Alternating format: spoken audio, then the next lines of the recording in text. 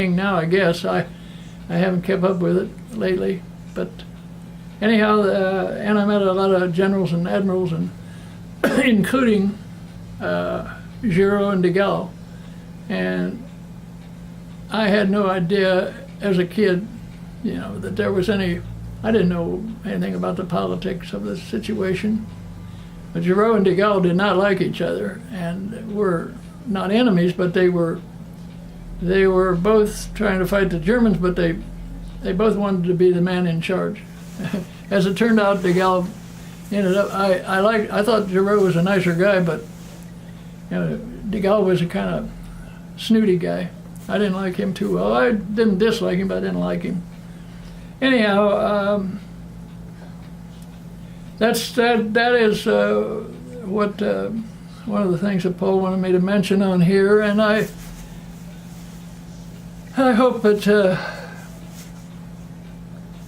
what I'm telling you, and of course, after he listens to all this stuff and everything, he may ask me some more questions, and if he does, I'll be happy to, amend this or whatever. So,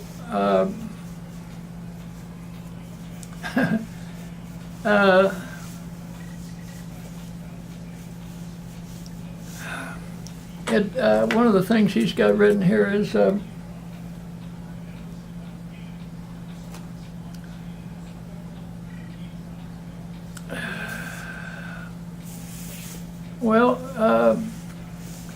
he's talking about dancing and music, and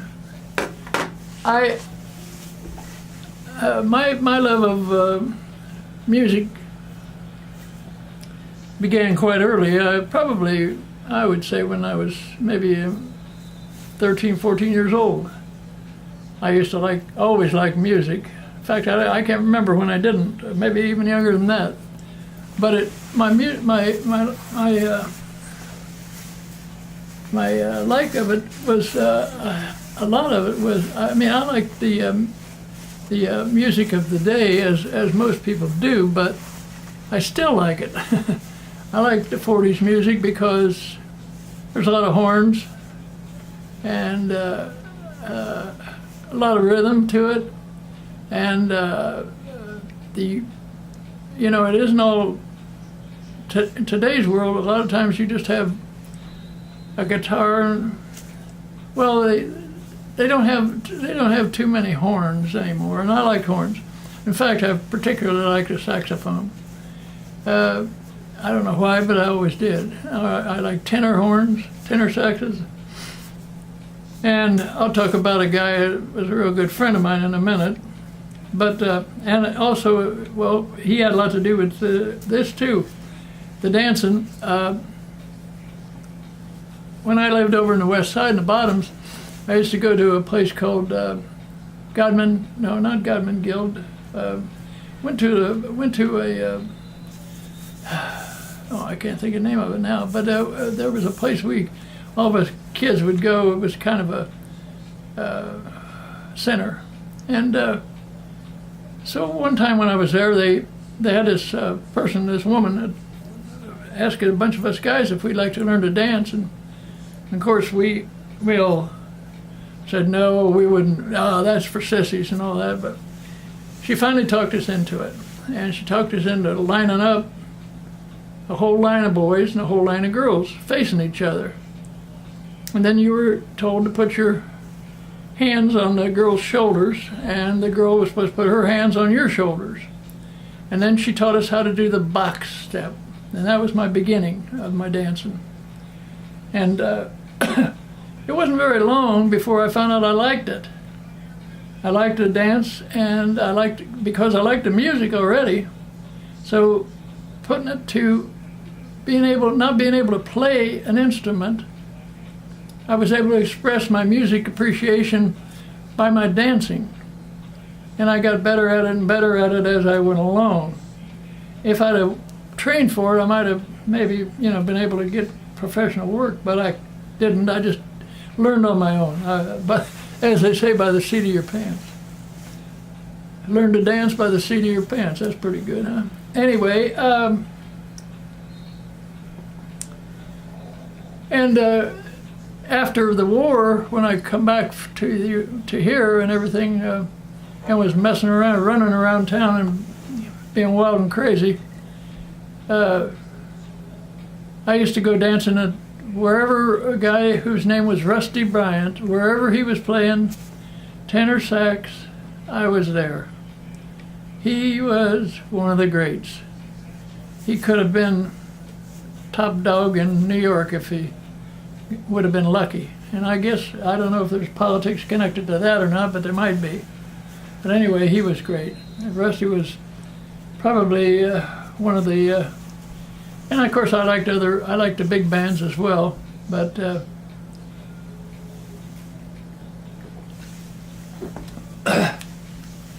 Rusty was more, well, he was here and I was here, and you know, it was like kind of the difference between watching a movie and actually being there. So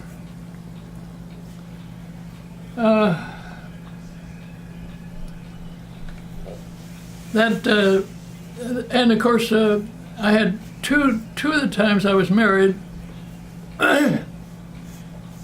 to Cecilia's mother and to Paul's mother, Paul and Elaine and Mary's mother. When I was married to Betty, which was Cecilia's mother, and Elaine, which is the three youngest, with their mother, both of those girls were great dancers. They both could dance with me, and as a matter of fact, with Betty, we danced on stage in Hollywood. Well, once, but nevertheless we did, and we were in a magician's act, and we had a lot of fun out there. If we'd have stayed out there, we might have, been able to do something. Who knows? But anyway, that's the extent of that. But then Paul's got a thing here marked about society and how things have changed. Well, of course they've changed. And they're going to continue to change. But the biggest change that I see that I don't like is the downgrading of unions.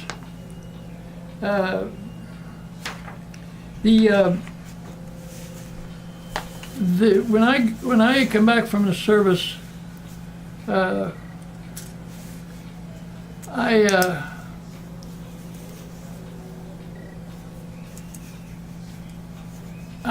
I say, I had some wild,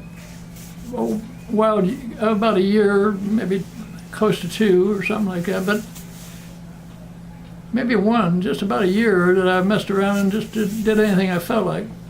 And I had made a bad move by quitting the railroad. I should have stayed there because that was good money and a better pension than I got from a job I took finally. But I did belong to the Brotherhood of Railroad Trainmen, which was a union.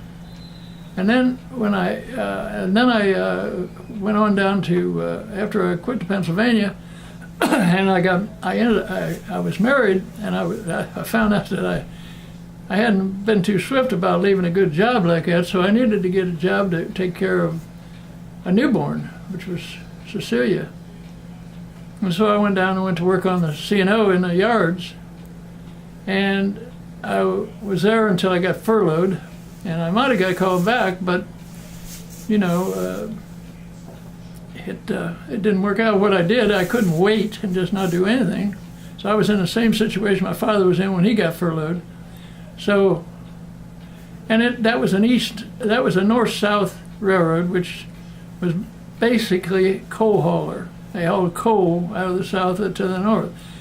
The east-west railroad, like my father worked on and like I went to work for Pennsylvania, was a freight hauling outfit. They hauled coal as well, but they didn't haul. That wasn't their basic thing. So that's why I got laid off.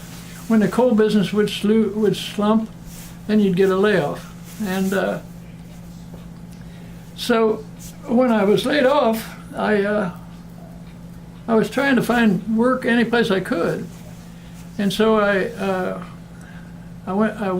went to a cab company, and got a job driving a cab, and in order to do that in those days, you had to belong to a union. So I went down and joined the Teamsters. And that's the best rule that ever happened for me, because the cab business was a kind of business where you'd work a day and then they wouldn't use you the next day. They would use you whenever they felt like it. So I would go down to before that, I was, desperate trying to find work. And one day this friend of mine pulled up in front of where I was living, and he had a tractor and a trailer. And I looked at him and I said, "What in the hell are you doing with that?" And he said, "Well, I got this job." And he said, "This guy owns this truck and I'm working for him." He said, "But I'm going to quit." And he said, "Do you want this job?" I said, "What's it pay?" And he told me that it wasn't a regular pay job. It was a job that you got paid by the percentage of the load and all that. So I said, "That's better than nothing." He said, "Well, let me take you right around the block in it, and you'll learn how to drive it." So I did, and I learned. And he said he called to his boss and told him he had a guy that would take over, and the guy said okay. He didn't even meet me, and hired me on the phone. And he told me to, when you get to Philadelphia, call me. I said, "What?" He said, "Well, there's a load on there for Philadelphia, and you got to take it and deliver it." So the next day I took off and headed for Philadelphia. And I broke down halfway, and he had to send somebody to fix the truck, but I got there, got the load off, and tried to get a load. I didn't know you had to find your own loads coming back. So I went to a brokerage place that they told me to go to, and they got me a load, but the load was going to Louisville, Kentucky, which was not Columbus, Ohio, where it was my home, but I took it, went there, got unloaded there. Both places, Philadelphia and Kentucky, they made me show my union card, and they wouldn't let me unload it or anything. They took it and did all the work and brought me an empty back. And so when I went to a broker in Louisville, and they told me they had a load for Iowa. I said Ohio, not Iowa. Well, anyhow, is it still working? Anyhow, Doing good. yeah, well, I guess. Look.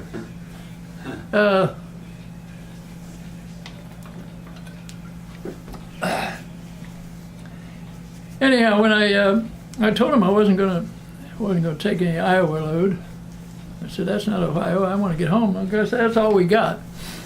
So I just got in the truck and come home empty. Called the guy and told him I quit.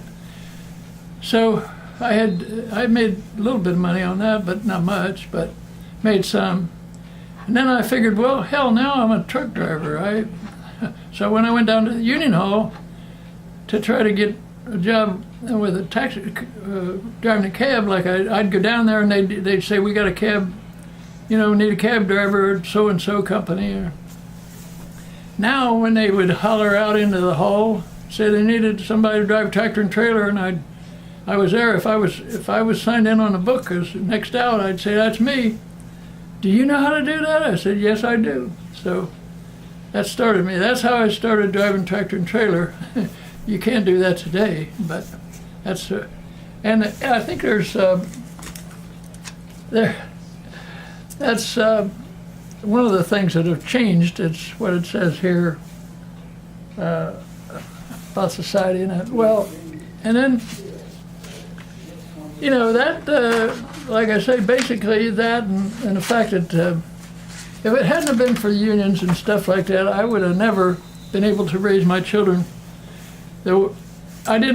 We weren't rich, and they didn't have everything they wanted, but they did eat. They had food on the table, and clothes on their back, and presents at Christmas, and then were able to ride in a car with me. And there are a lot of things that I attribute to the fact that I was a union man, because without that, it wouldn't have happened. And when I first was working for the union, not for the union, working for motor freight companies, and being a union man, as a guy with a union card paying union dues, I was getting 90 cents an hour, and you had to work 60 hours before you got any overtime. Time and a half did not pay until you worked till you got the 61st hour. That paid time and a half. So there was a guy named Jimmy Hoffa who worked on that until he got us down to 40 hours.